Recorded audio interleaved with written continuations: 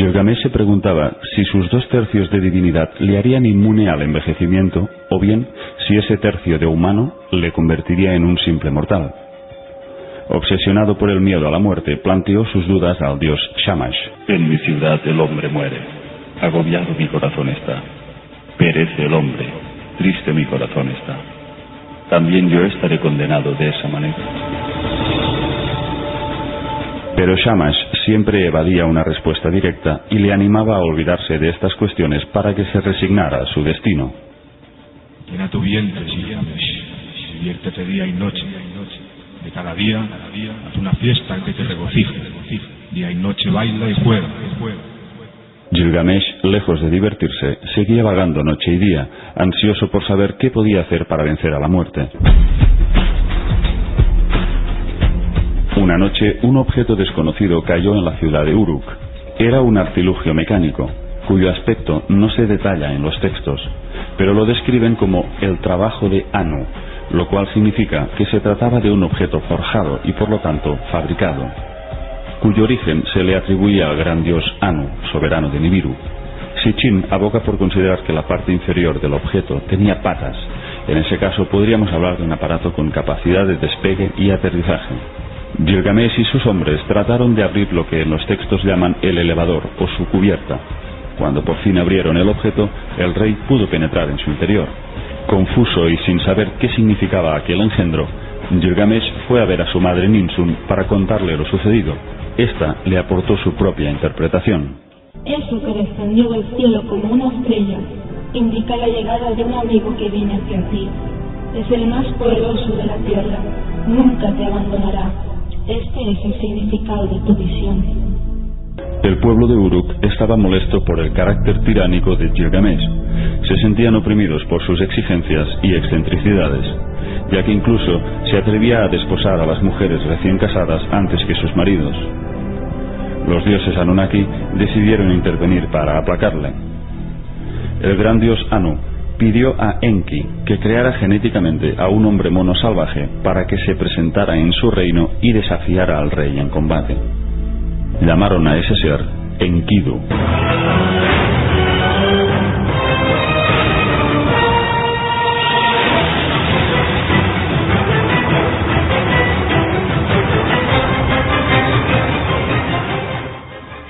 Una criatura de Enki. Era un hombre de aspecto salvaje, de gran tamaño y fuerza, con abundante pelo y cabello desgreñado. Los Anunnaki dejaron que Enkidu se estableciera en los bosques cercanos a Uruk. Allí convivía en estado salvaje con los animales. Los nobles de la ciudad decidieron domesticarle con la ayuda de una prostituta. Durante 7 días y 7 noches, la mujer le instruyó en las artes del sexo para que recuperara su lado humano. Luego le condujo hasta Uruk, en donde los nobles le enseñaron a hablar y le familiarizaron con las costumbres y hábitos del lugar. Le entrenaron para enfrentarse contra el rey. Refrena Gilgamesh, sea un rival para él.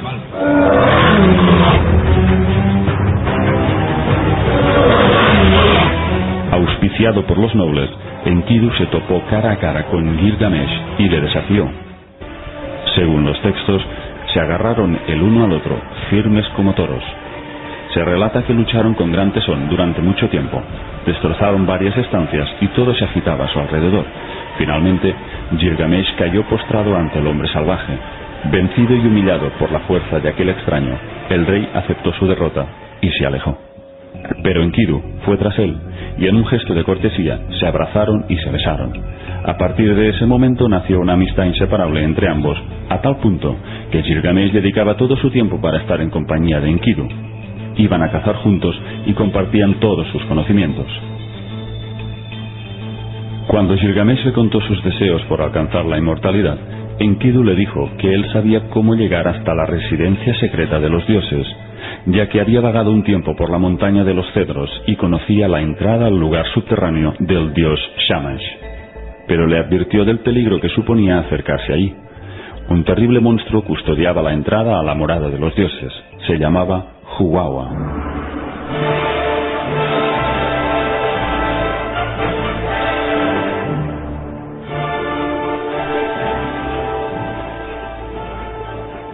Así describió Enkidu al monstruo mecánico. Huwawa es una máquina extraordinariamente construida. Su rugido es como una inundación, su boca es fuego, su hálito es muerte. Puede oír a una vaca moviéndose a 60 leguas y su red puede capturar desde gran distancia.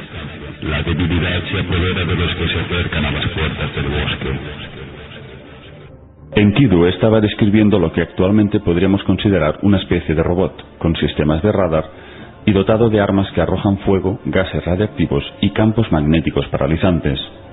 Lejos de asustarse, Gilgamesh le pidió a su amigo que lo acompañara, para luchar juntos hasta plantarse ante la morada secreta de los Anunnaki y reclamar la legítima inmortalidad que creía le pertenecía por tener sangre divina.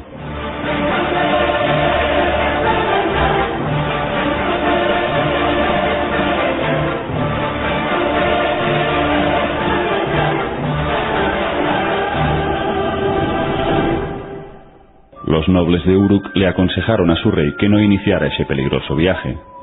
Tú eres joven todavía, Gilgamesh. ¿Por qué arriesgarte a morir con tantos años por delante por vivir y con tan inciertas posibilidades de triunfo?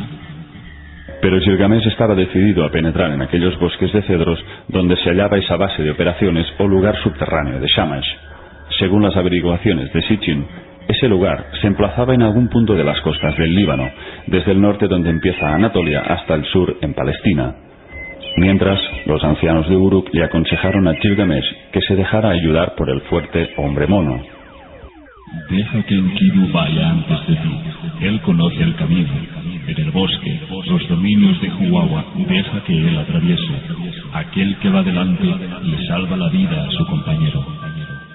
Los dos amigos partieron hacia la montaña de los cedros. Recorrieron durante días una larga distancia hacia el oeste. Durante el viaje, Enkidu intentó persuadir a Gilgamesh para que regresaran, pero este siguió adelante en su empeño. Una noche, mientras dormían en un bosque, Gilgamesh se despertó asustado ante el estruendo de un cielo agitado. La descripción que hace nos ilustra con asombrosa exactitud el despegue de un cohete o nave espacial propulsada. La visión que vi era totalmente horrible. Los cielos chillaron, la tierra tronó, los relámpagos producían destellos. Una llama subió vertiginosamente, las nubes se hincharon, llovió muerte. Entonces el brillo desapareció, el fuego se extinguió y todo lo que había caído se convirtió en cenizas. Aquella visión confirmaba el hecho de que habían alcanzado el llamado lugar de los aterrizajes.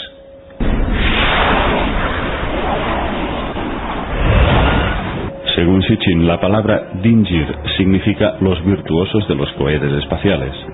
Cuando Gilgamesh y su amigo recorrieron los bosques en dirección hacia el punto de donde emergió aquella especie de cohete, encontraron por fin la entrada a la estancia subterránea. Enkidu logró hallar la puerta, pero cuando trató de abrirla, una fuerza invisible le sacudió una violenta descarga. El hombre salvaje estuvo paralizado durante 12 días. Cuando logró recuperarse, le dijo a Gilgamesh: No volvamos al corazón del bosque.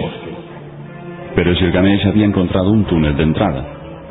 Cuando empezaron a remover árboles y piedras para entrar, apareció el monstruo Huwawa.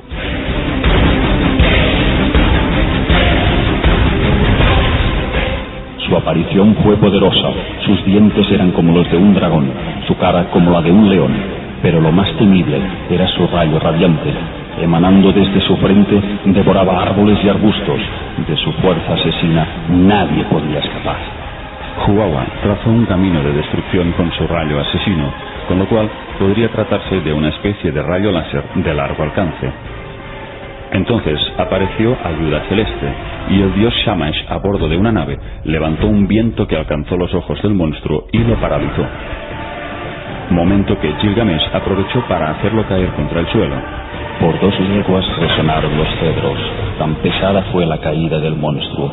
Luego, Enkidu mató a Huwawa. Exhaustos pero contentos por la victoria, los dos amigos se relajaron, se despojaron de sus ropas y se bañaron en un arroyo. Fue en ese instante cuando la libidinosa diosa Ishtar, que presenció toda la batalla, se fijó en el cuerpo desnudo de Gilgamesh. La diosa quedó fascinada por su belleza y se plantó ante Gilgamesh. Con sumo deseo le dijo: Ven, Gilgamesh, sé mi amante, concédeme el fruto de tu amor. Sé mi hombre, yo seré tu mujer. Mientras que cualquier humano corriente hubiese aceptado esa invitación como el más preciado regalo divino, Gilgamesh rechazó su proposición con firmeza. Pero Gilgamesh no era consciente del peligro que suponía rechazar a una diosa. Ese fue el error más grande que cometió, y que acabaría arruinando su aventura. Ishtar, como era de esperar, estalló de ira y se dirigió hacia el mismísimo dios supremo, Anu. Se organizó una asamblea, en donde Ishtar pidió que el llamado Toro de los Cielos aplastara a Gilgamesh. Según los textos, la palabra Gut-Anna significaba también el atacante de Anu. Era un artefacto volador equipado con 2 taladros que los sumerios representaron como los cuernos de un toro. Cuando este monstruo del cielo se cernió sobre ellos, los 2 amigos tuvieron que olvidarse del lugar y huyeron de nuevo hacia Uruk para salvar sus vidas. Cuando llegaron a orillas del río Éufrates, aquel toro de los cielos logró acorralarles. Según los textos, cuando mugió, se abrieron grietas en la tierra tan grandes como para contener cada una a 200 hombres. La venganza de Ishtar parecía estar cerca de consumarse. Cuando el toro de los cielos embistió a Gilgamesh, Enkidu intervino y agarró al monstruo por sus 2 taladros.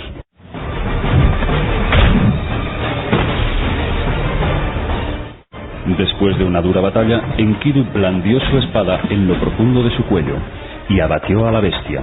Luego arrancaron su corazón y lo alzaron hacia el cielo en honor al dios Shamash, quien les había ayudado desde su nave espacial. La diosa Ishtar, indignada, gritó: ¡Desgracia, Gilgamesh! Porque él me ha insultado matando al toro del cielo. Ishtar ya no podía contener su ira, se reunió con todos los dioses y pidió la cabeza de Gilgamesh. Anu atendió a su petición y le dijo a su hijo Enlil: porque ellos al toro de los cielos y a Huawa han matado. Los 2 deben morir. Pero Enlil respondió: no, Enkidu debe morir. Dejemos que Gilgamesh viva. Entonces, en defensa de ambos, intervino Shamash. Todo fue hecho con mi acuerdo. ¿Por qué entonces debe el inocente Enkidu morir? Tras duras deliberaciones, los dioses le dieron a conocer a Gilgamesh cuál había sido su sentencia. Los dioses le perdonaban la vida a Enkidu, pero lo condenaban a pasar el resto de su vida recluido en unas minas a realizar trabajos forzados. 2 emisarios alados conducirían a Enkidu hasta las minas y allí permanecería hasta el fin de sus días. Pero poco antes de ser sentenciado a tan cruel destino, Enkidu empezó a debilitarse, fruto al parecer de un veneno que debió inocularle la malvada Ishtar. Entonces, sabiendo Gilgamesh que las minas hacia donde llevarían a Enkidu estaban muy cerca de las tierras de Tilmun, en la península del Sinaí, se le ocurrió urdir un plan. Con la ayuda del dios Shamash, pensó en escapar junto a Enkidu hacia Tilmun, que era precisamente hacia donde habían sido llevados los humanos elegidos para otorgarles la eterna juventud. Era el lugar en donde fue llevado al héroe del diluvio, Ziusudra. Pero debían darse prisa, pues Enkidu estaba gravemente enfermo y cada vez mermaban más sus fuerzas. Gilgamesh suplicó a Shamash: a la tierra quiero entrar, sé tú mi aliado, en los lugares donde los Shem han sido elevados. Deja que preparen mi Shem. El dios Shamash le advirtió que antes de llegar a Tilmun había 7 montañas con desfiladeros custodiados por máquinas poderosas que liberaban un fuego abrasador. Finalmente Shamash accedió a sus súplicas. Las lágrimas de Gilgamesh él aceptó como una ofrenda. Como alguien compasivo, él le muestra piedad.